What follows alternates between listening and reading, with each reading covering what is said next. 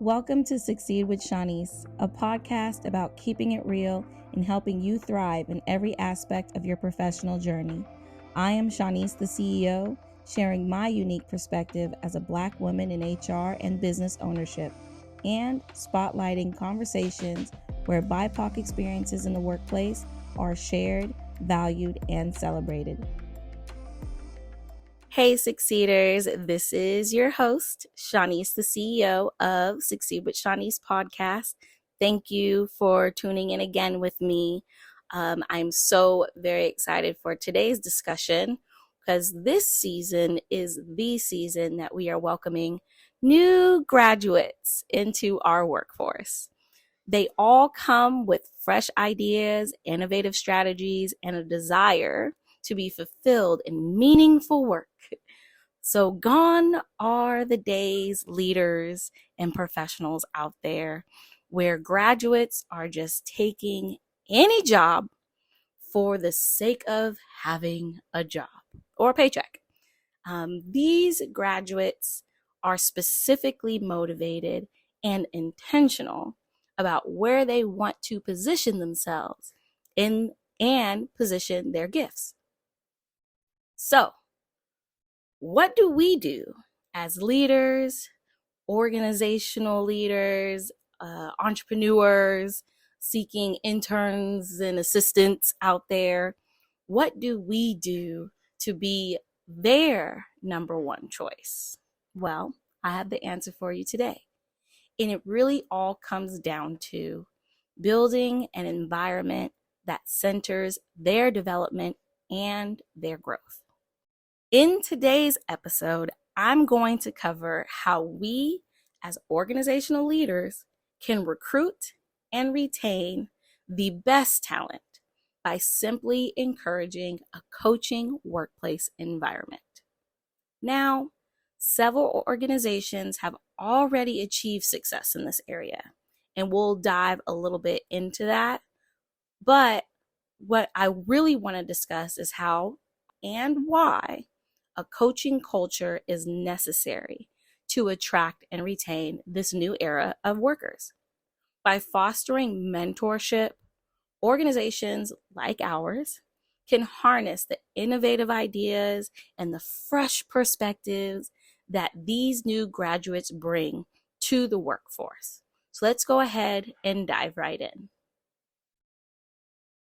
First, I want to talk about the benefits of mentorship and how our recent grads today have really prioritized those benefits as they are looking for their next career move. The first benefit is career development. Easy, right? So basically, our graduates today are really prioritizing those opportunities that offer development directly aligned with the career goals that they have for themselves. Mentorship really helps with that. It helps new graduates, new employees develop essential soft skills, navigate workplace dynamics, and build their professional networks, which, as we all know, as seasoned leaders ourselves, is very important as we move up in our career. So, graduates are really looking for an ease in their transition from being a recent scholar into having a successful career. And that incorporates surrounding them with support, giving them the resources they need, and the mentorship in the fields that they're in that will greatly improve their chances of success. Another benefit is increased job satisfaction. And I think we all can relate to this. They want to be happy. They want to be fulfilled in their careers, in the work that they are doing on a day-to-day. So employees with mentors have reported, or it has been reported, that employees with mentors have higher job satisfaction and a greater sense of value in their work. So by incorporating mentorship, it gives this benefit for these graduates to be able to increase their availability of job satisfaction. For example, 89% of employees with mentors feel their contributions are valued. 89% compared to 75% of their colleagues that are without mentors. So being able to show an active investment in these new graduates' development makes them feel more connected to you, to us as their employer and as their leaders, and to the work that they're doing. They're just more satisfied. And I feel like we all, again, can relate to this because anyone would feel good knowing that they can trust the work community and their leadership by them investing in their development in this way. So those are a couple benefits. There are more out there if you would like to discuss. Happy to have that conversation, or just go ahead down in the comments and put some benefits that you've come across when it comes to building mentorship within some of the spaces you've either experienced or have seen, because there is true opportunity there for us as leaders to help develop and give job satisfaction to this new group of employees. Next, companies have already started implementing mentorship within their workforce. There is this growing knowledge and value in mentorship showing up in the everyday workplace. As of 2025, 100% of Fortune 50 companies and 96% of Fortune 100 companies have established mentoring programs. So if you're part of the Fortune 50 or the Fortune 100, you're already doing it and you're doing a great job, and you're seeing those returns because this trend really does recognize how mentorship is a critical component of employee development, and then in return offers organizational success. So incorporating mentorship programs has greatly increased the chances of all organizations really to be able to be successful and to grow in whatever initiatives that they have. So there is this growing importance around mentorship when it comes to just implementing programs, but they're also seeing an impact on the big R word that we all love, and that's retention, right? Companies with mentoring programs have significantly higher retention rates. For instance, retention rates for mentees in certain companies are around 72% compared to their colleagues without mentors at 49%.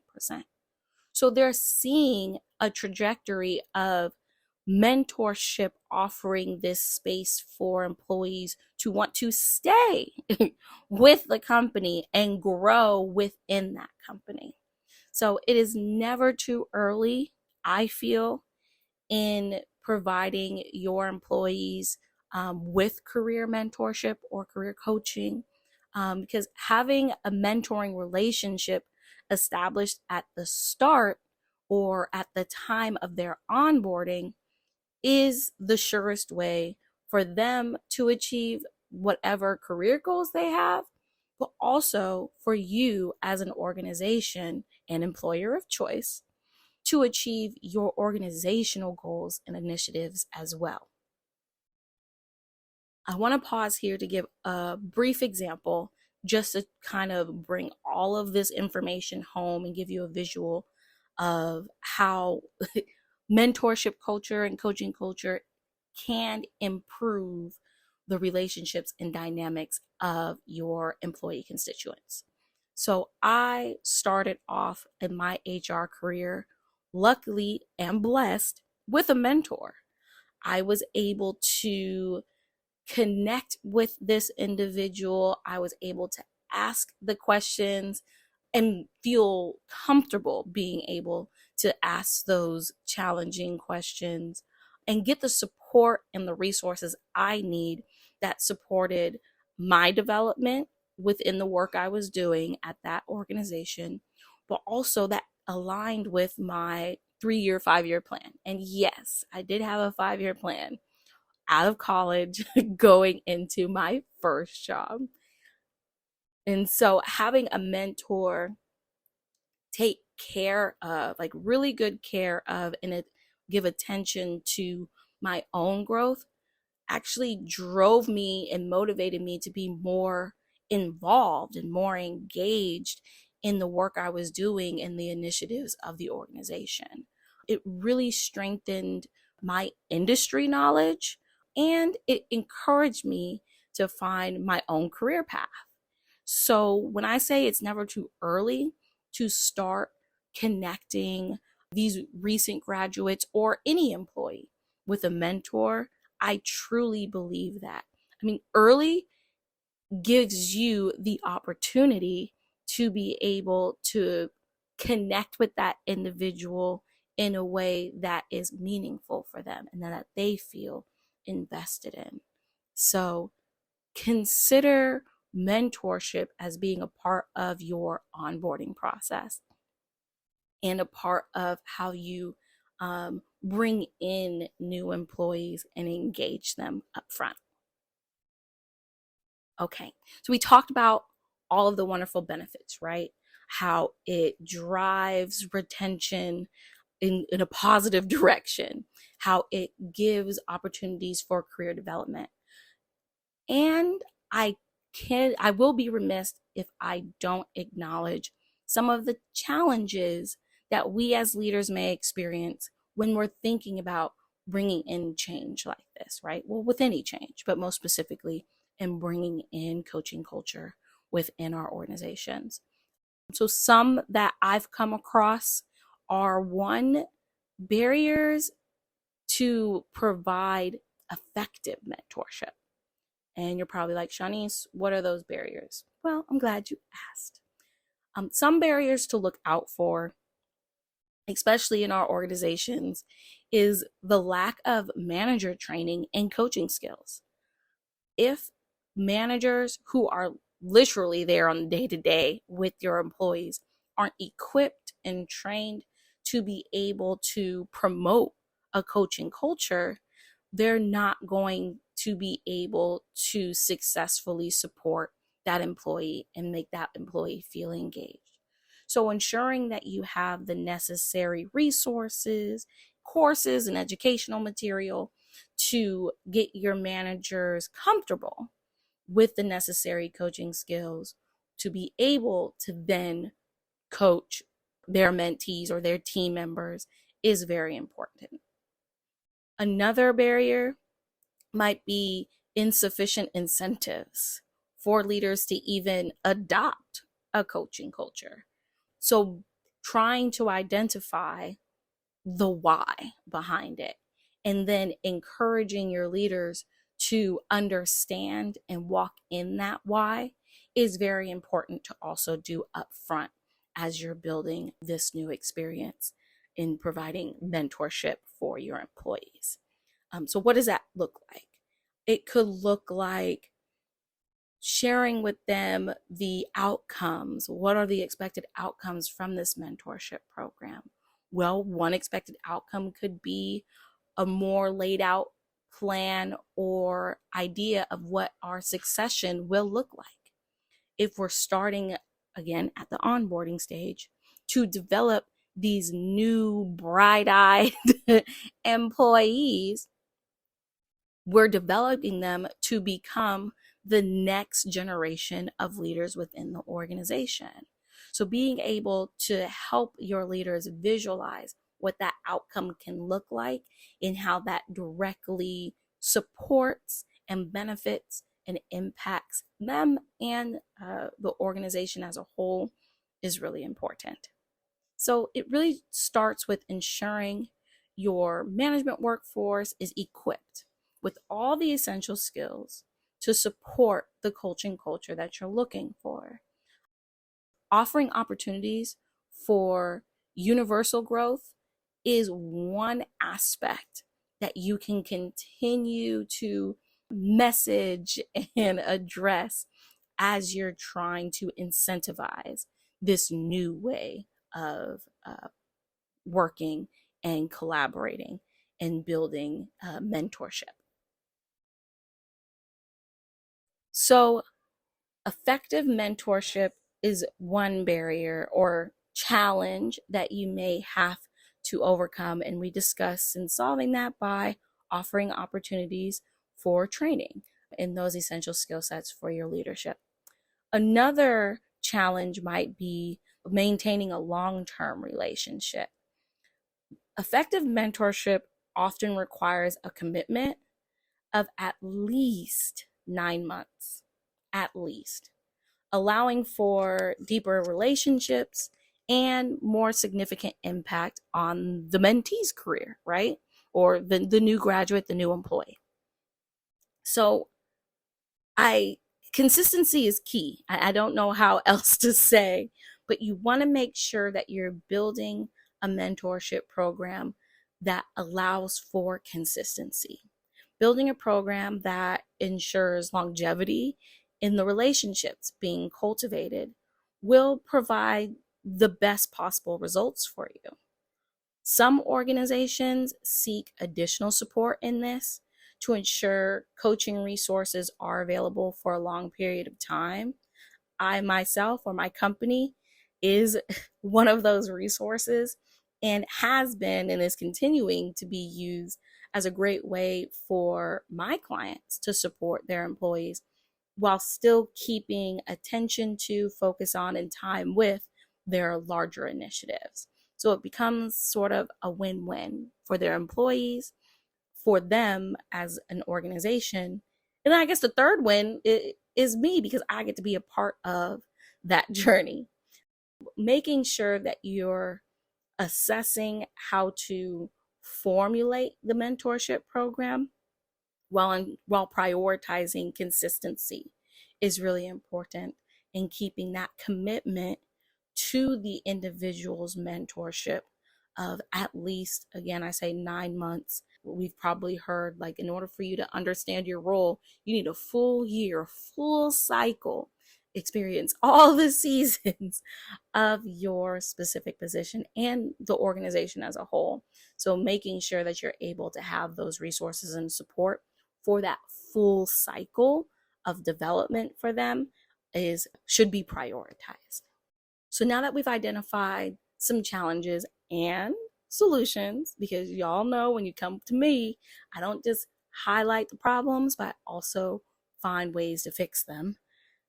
I also want to touch base on how coaching specifically can be a tool for growth.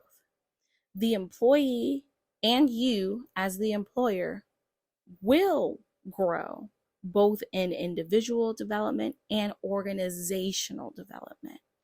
The first area I want to highlight in growth is around skill development. Coaching complements mentorship by focusing on specific skill development and career progressions. Stay with me. So coaching is something, it's kind of like peanut butter and jelly. You have coaching and you have mentorship, right? And it makes for a great sandwich that allows to feed the individual's skills, abilities, strengths, and overall wherever their career path is planned to go. So organizations that invest in coaching see significant improvements in their employee engagement and their employees' productivity. So these programs focus heavily on the key areas the employee can strengthen to be a more productive and effective constituent of the organization. Another growth area is around talent mobility. So like I mentioned before, succession planning, succession planning, succession planning. That's something that us as leaders are always thinking about, right? Well, coaching and mentorship really facilitates talent mobility within the organizations, allowing employees to grow and take on new roles or new responsibilities, which is crucial in retaining top talent. And if I can also say, crucial for your organization to continue growing and being successful. So when we as leaders think about succession planning, and I can't say that enough because this all ties together, a coaching and mentorship program can be used as a great tool to nurture those individuals and also prepare them for any upward mobility in management and in leadership. So as you're thinking about, if you're re-reviewing maybe your coaching and mentorship programs, or thinking about implementing one, also think about how it can directly impact your succession goals and initiatives for your team or your organization, in how you can hone in on certain aspects of that coaching program to help with the talent mobility of your constituents. So, wow, that was a lot of information, I know. And if you want to hone in deeply or have any questions, again, use that comment box below, because I want to ensure that by the end of this podcast episode, you have the necessary information to begin brainstorming and thinking of what a coaching and mentorship culture can look like for your organization. And most specifically, I want to make sure that these recent graduates out there are calling for your organization to be their next move. So before I leave y'all, I will share maybe 2 points. I'll share 2 points of how you can create a mentorship culture. One is making that organizational commitment. For mentorship programs to be effective, organizations must foster a culture that values learning and development. This includes training mentors within and providing resources for meaningful mentor-mentee interactions.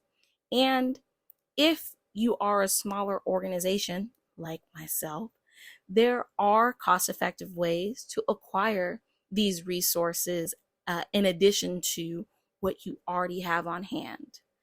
Resources being my company, Soul Movement Success.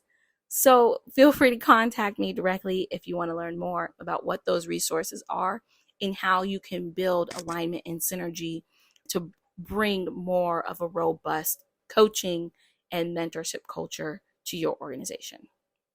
But the first part is making that commitment, right? And then after we make that commitment, we ensure that there's access for everyone to get involved in this mentorship culture. Mentorship programs can enhance diversity within organizations when done right by supporting even the underrepresented groups in their career advancement. This should and can align with any broader goals you or your organization may have around equity and inclusion within your workplace. So by incorporating a program that meets the employee where they are in their career is a great way to advance equity and belonging in your organization. So as the workforce evolves, and this is where I come to a close, I want us to remember that new graduates are increasingly seeking mentorship and coaching as part of their career development. Organizations that can adapt to these needs will be better positioned to attract and retain this young talent. So there is no time like the present to begin preparing for today's graduating scholars. I hope you're ready. And share in the comments how your organization is equipped to engage our recent graduates. I'd love to hear it, because we have to check our culture, identify where are those coaches and mentors, and create a workplace that promotes everyone's success from entry level to C-suite. And to my recent graduates, either entering the workforce or preparing to level up in their careers, congrats. And you have all the permission to demand career development. Not that you need permission from me, right? But your success promotes the success of our organizations. And as a result, our organization's investment in you and your mentorship and growth is essential for everybody to win. So if you'd like to connect more about how you can bring a culture of coaching and mentorship into your organization, let's chat about it. I have all of my links down below, and let's connect, because we all should be able to have the opportunities to grow and to advance and overall succeed in our careers. Thank you again for tuning in with me today. I hope this episode informed you on how to have more of a coaching, mentoring, and success culture for your organization. I'm Shanice, the CEO, also known as your HR bestie, and I hope to see you tune in next time. Bye.